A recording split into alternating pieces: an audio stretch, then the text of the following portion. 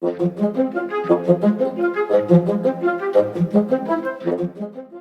back to the IEA's podcast, Everything Energy. I'm Dan Hewitt. This week we're looking at energy and artificial intelligence.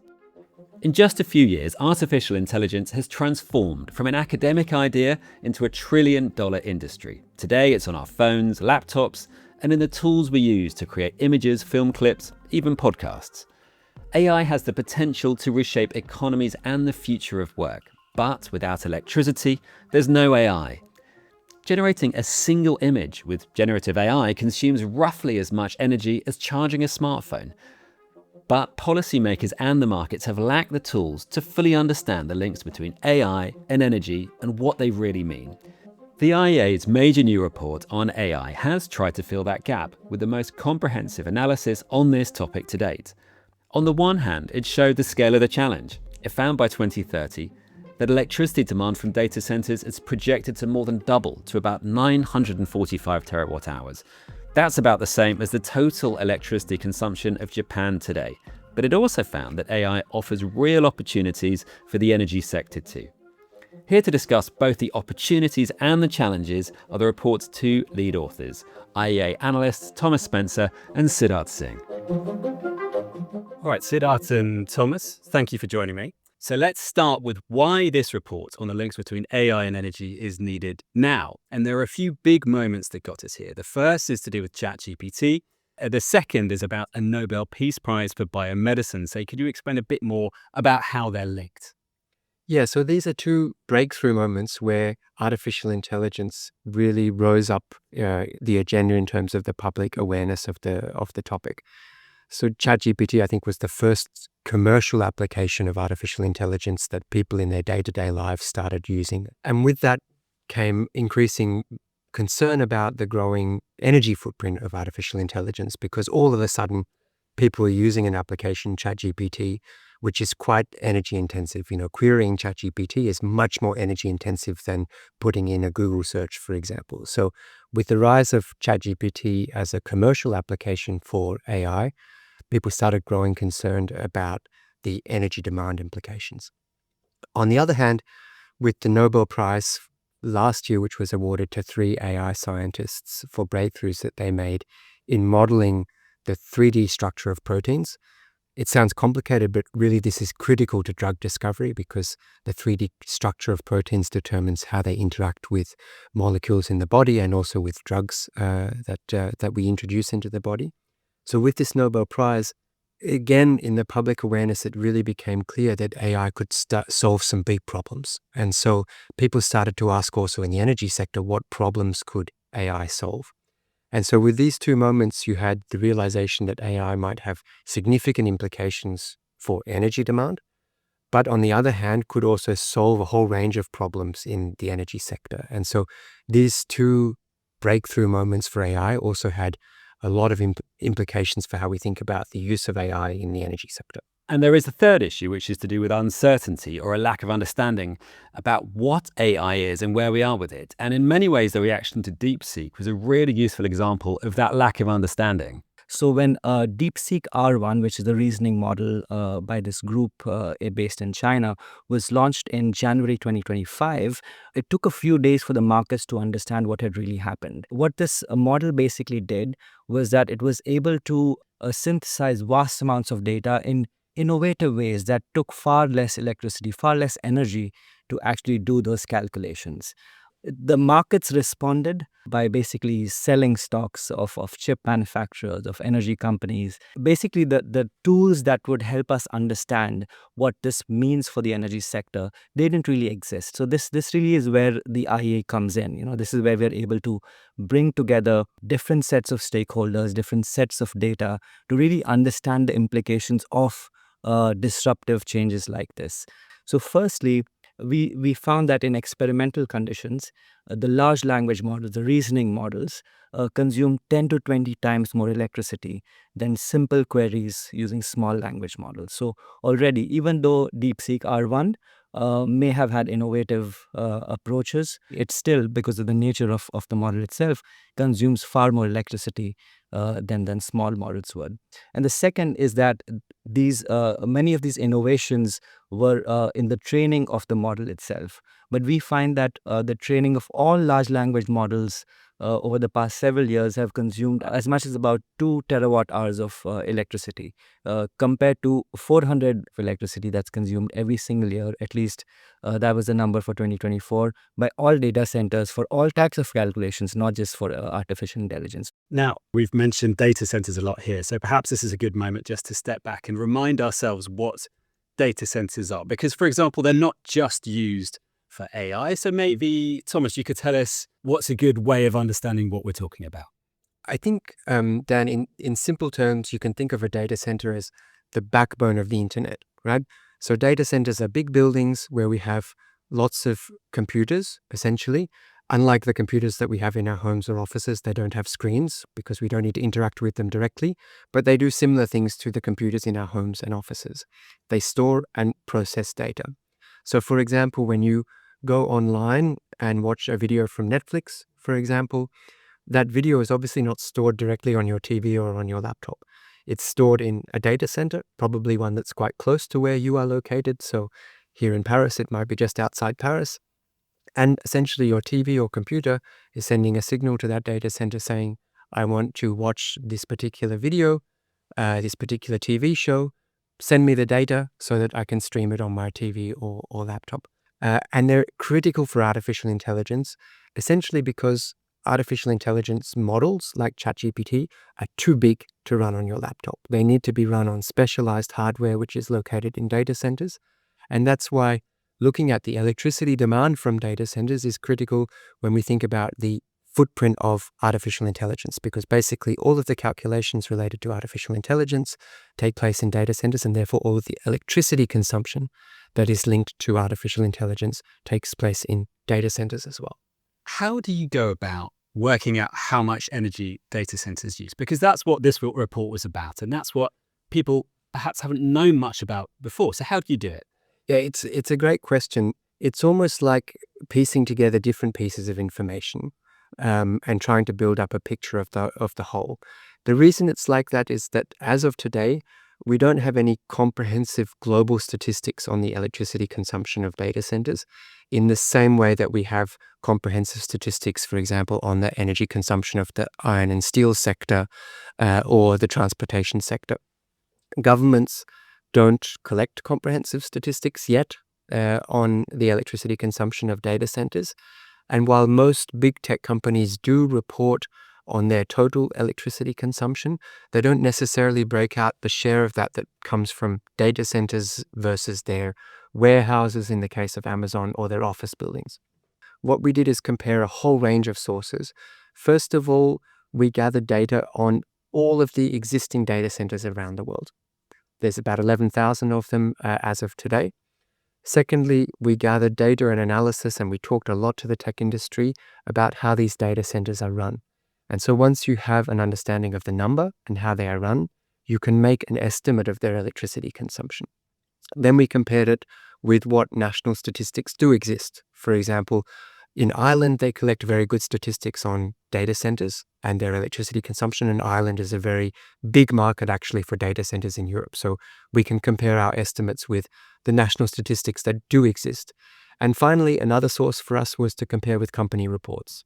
So we gathered the electricity consumption as reported by the major tech companies globally. So your Amazons, your Googles, your Microsofts, but also your Baidus, your Tencents, your Alibabas in China, and a whole range of companies. And so really in a kind of detective approach, piecing together all of these different sources, we came up with our really first of a kind comprehensive estimates at the global level, but also for major countries and regions of the electricity consumption of this really important sector. And the figures about how much energy data centers use are fairly extraordinary. The big data centers currently in operation use as much energy as 100,000 households. But the report says that the largest data center announced could use as much energy as 5 million households, which is the same as a big city popping up every 18 months. So just tell me a bit more about how governments can prepare for adding that amount of electricity demand. So the analysis that we conducted also included an element of looking at where data centers exist through satellite imagery to understand what the relationship may be to energy systems and our urban life. So we found a few very interesting facets and characteristics of these data centers, right? Firstly, they tend to be very spatially concentrated. So unlike other forms of energy consuming infrastructure, say for example, iron and steel mills or aluminum smelters or factories, data centers tend to accumulate around each other. The second thing is that these data centers tend to be closer to urban areas compared to these other forms of infrastructure. They tend to come up where there's already a big center of energy demand. And thirdly, that these data centers are growing larger and larger in size. So, as you mentioned, an accelerated data center which caters to AI demand today could be typically consuming as much electricity as 100,000 households. The largest in construction is as much as 3 million households, and the largest that's being planned is 5 million households. These come up very, very quickly. So compared to energy infrastructure, which could take as much as 5 to 10 years, depending on the types of infrastructure that needs to be built, the data center itself could come up as quickly as 18 months, as you rightly mentioned. The governments and regulators have a very important role to play in firstly understanding the demand that may come out from these data centers, so ensuring there's greater transparency. We're able to have this dialogue between the technology industry, the governments, and so on. So this is also a place where the IEA has a role to play. As a convening body, we are able to bring together these different stakeholders to have a better sense of where this demand will come from, where it will be geographically situated, and therefore how can the energy industry plan for something like that. Regulators also ensure that better decisions are made as far as the geographical siting of these data centers are concerned. So they really come up in places where the energy systems are able to handle the increased load. What concerns are there about overbuilding? Because if it takes 18 months to build one of these enormous data centers, what concerns are there that the grid won't be able to keep up? So you may have far more data centers, but you can't actually supply the energy it needs. Already there have been interesting cases where the distribution companies are unable to meet the demand coming out of these data centers. So many of the new connection requests have either been paused or they're in a very long queue. It really puts the build out of the AI infrastructure, in some form of a risky situation. And there are, of course, billions of dollars that are being lined up to ensure that this infrastructure is ready in time for when people need it. Now, there are some very big figures mentioned in this report. So let's just remind ourselves what share of global electricity demand comes from data centers today. Today, data centers consume about 1.5% of global electricity consumption. In absolute terms, that's about 415 terawatt hours of electricity consumption. You can roughly compare that with the electricity consumption of a country like France today. Going forward, our projection is that by 2030, the electricity consumption of data centers will more than double, so reaching about 945 terawatt hours of annual electricity consumption. To put that in perspective, that's roughly equivalent to the annual electricity consumption of Japan. So that doubling is a big challenge for the energy system to meet, as Sid rightly highlighted. But again, we need to put it in perspective. Even with that doubling, our projection is that data centers will still account for around 3% of global electricity consumption. And of course, we need to also remember that there are other drivers of electricity consumption growth around the world. So particularly in lower income countries, it's economic growth and industrialization, but also growing demand for cooling because of climate change, but also because of rising incomes. And then one of our objectives of decarbonization is to electrify the energy system to reduce emissions. And so growing demand for electric vehicles, for example, or the electrification of heating is also driving up electricity demand. So at the global level, we actually find that data centers account for slightly less than 10% of the electricity demand growth. Again, that's not the absolute value, that's the growth between now and 2030. So yes, doubling is a big challenge for the energy system. Yes, it's happening very quickly. But again, we need to put it in perspective of the huge size of the global energy system. Let's talk about where we're going to find these data centers, because places like Japan, America, Malaysia, they're predicted to have a lot of them.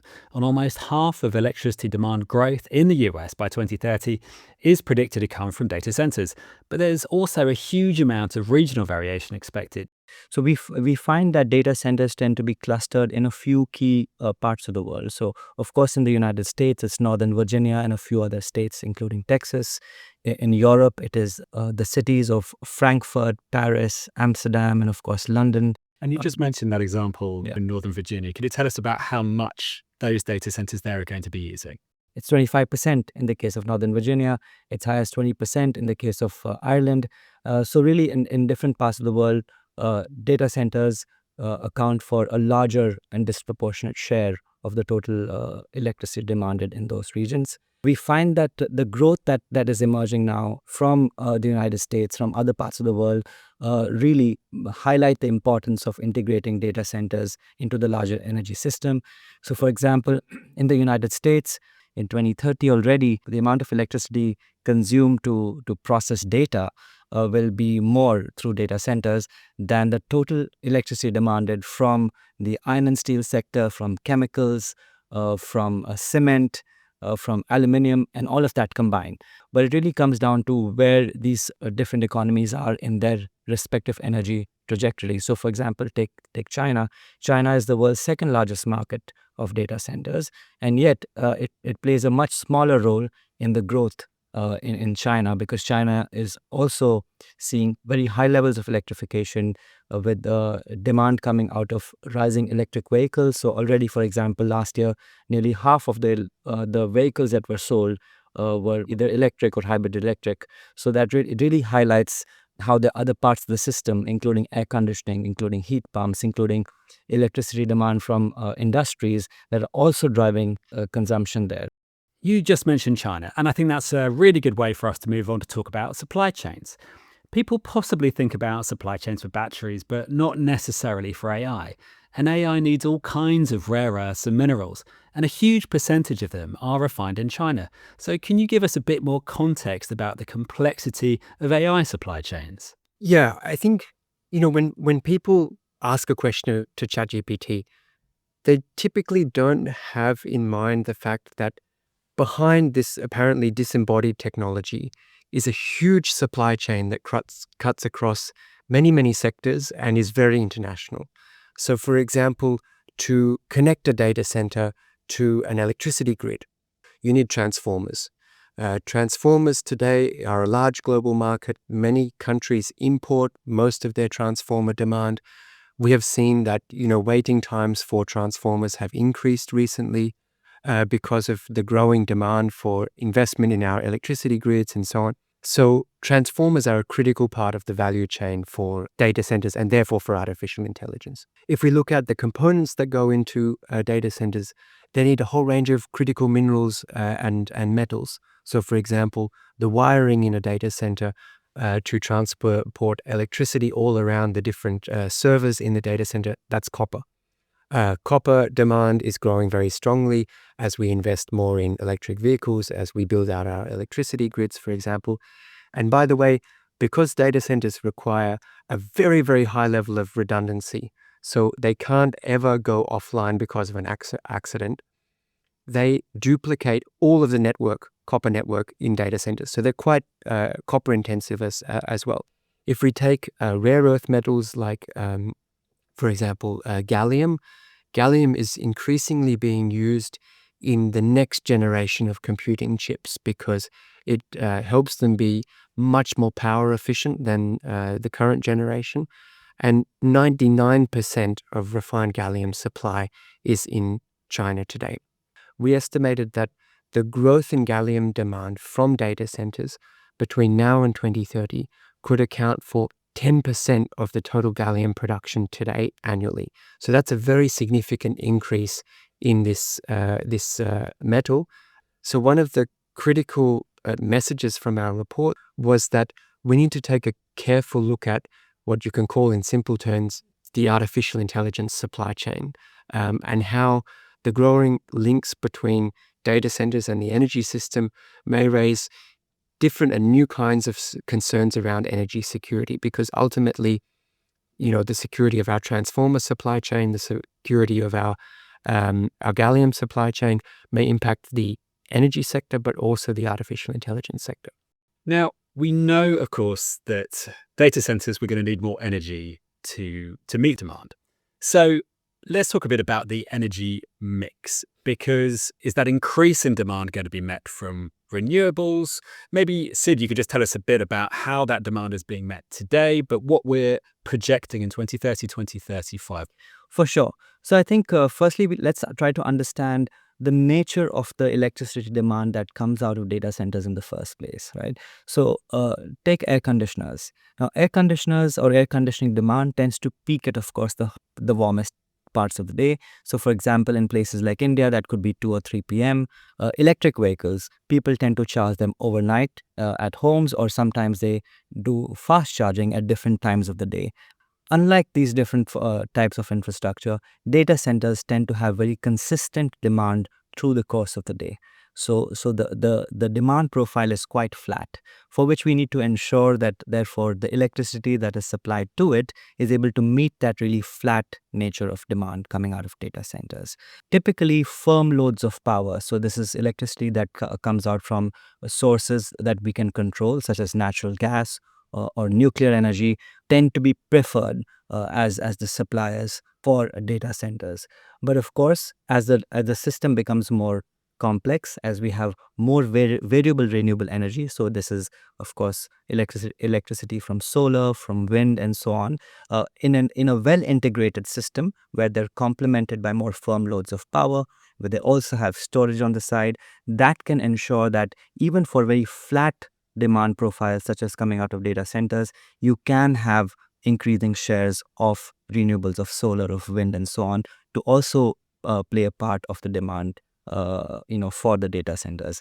So we find that the supply really comes down to where or which country you're looking at. So all these various sources have a very important role to play, but we find that in the United States, for example, natural gas is increasingly playing a larger role in ensuring that electricity demand is met.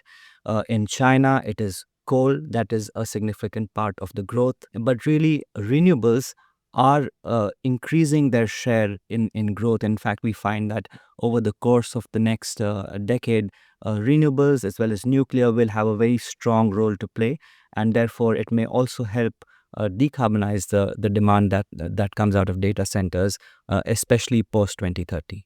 Now, a lot of people will want to know the relationship between AI and carbon emissions, because on the one hand, there are optimists that think that AI can solve the problems of climate change, and on the other hand, there are concerns about the added burden to the energy grid, and that could potentially derail climate goals. So what does the data tell us? Because perhaps the truth is somewhere in the middle of those two ideas.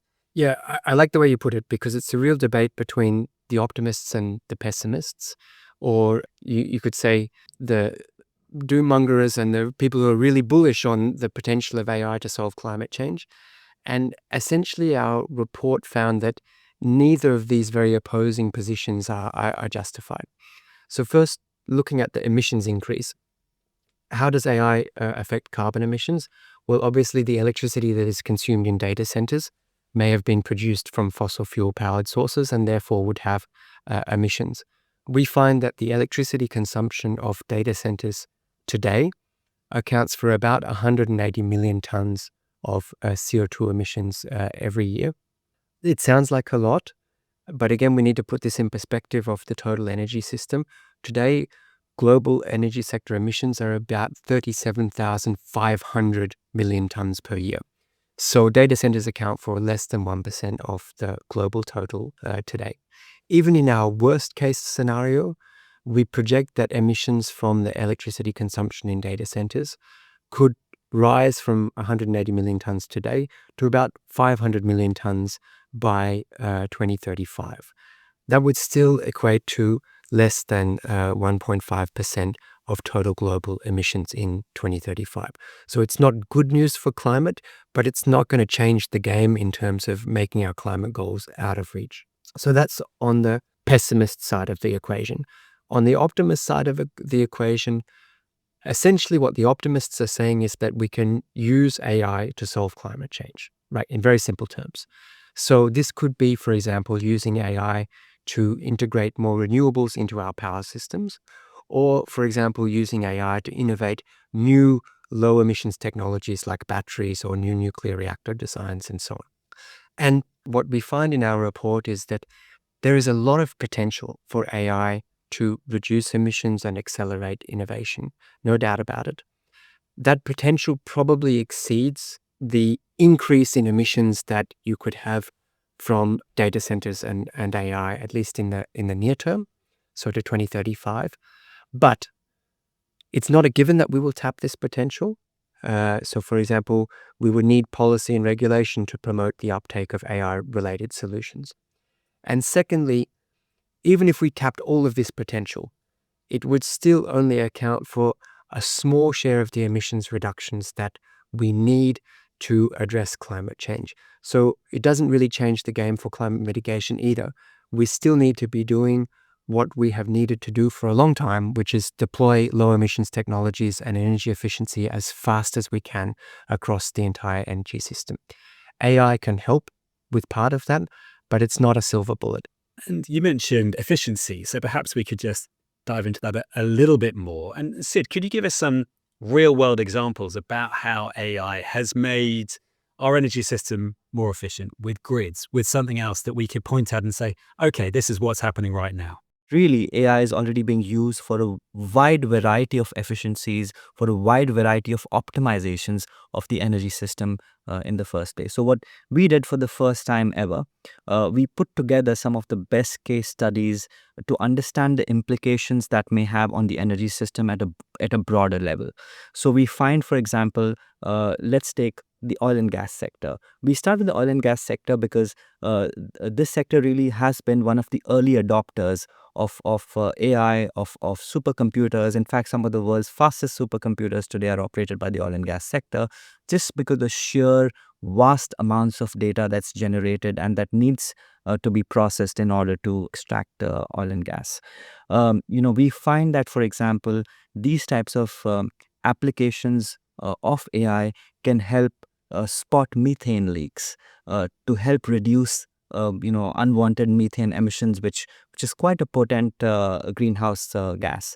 So AI can help kind of ensure that the oil and gas sector works in a much more sustainable manner. Similarly, in the case of the electricity sector, again, AI is increasingly being used for a vast and very different types of optimizations. In grids, for example, we find that in certain parts of the energy system, the grids are congested. Because they're congested because the capacity that the long distance transmission lines have are not able to meet the rising amounts of electricity that's being generated in those regions, and the rising amounts of demand that's arising from those regions. So we find that AI-led interventions can increase the capacity of these long distance transmission lines by slightly, just a little bit, but that ensures the overall balancing of the system happens in a much more efficient manner. AI is already being used also to ensure that weather forecasting is improved in terms of its accuracy. I was just in India very recently, and we were speaking to the Solar Energy Association of the country, and they mentioned how in one of the states, one of the key solar energy producing states, there was a 20% unexpected decline in solar energy generation, and that led to massive issues in terms of balance the grid suddenly, because that was completely unexpected. AI-led forecasting has helped improve the accuracy of forecasting by over 90%, and that has helped avoid those kind of issues since that incident occurred a few years ago. Let me just maybe leave you with a couple of data points. So in the industry sector, AI-led optimization and automation and improving the fuel mix and so on has the potential to reduce the energy demand, the equivalent of what the entire country of Mexico consumes today over the course of the next decade. Okay, well, that's the positive picture, but there is another side to that as well. because people are concerned about, for example, the increased possibility of cyber attacks on grids, on energy infrastructures. So, Thomas, what are the things that people are concerned about? Yeah, so I think the link between AI and energy security, it can be described as a double-edged sword. So if we take, for example, cyber attacks, there's no doubt that cyber attacks on energy infrastructure and energy companies are increasing. In our data, it has roughly tripled over the last 4 years, and this is cyber attacks specifically targeting energy companies or critical energy infrastructure. It's also very clear that malicious actors are using AI to make cyber attacks more sophisticated. For example, in our everyday lives, we might one day receive a call from someone that sounds a bit like our mum, asking for a transfer of money because they've been locked out of their bank account, for example. That could be an AI bot that is imitating a person. This is just an example from our everyday lives, but there are similar applications of AI for cyber attacks that target corporate actors or critical infrastructure. So that's the sort of negative side of the coin. On the positive side, it's very clear that to stay ahead in this arms race, it is an arms race, companies are using AI increasingly as part of their defense protocols. So energy companies are using AI to monitor their infrastructure, to monitor their digital infrastructure for malicious attacks as well. Siddharth Singh, Thomas Spencer, thank you very much for your time. Thank you. Thanks very much, Dan.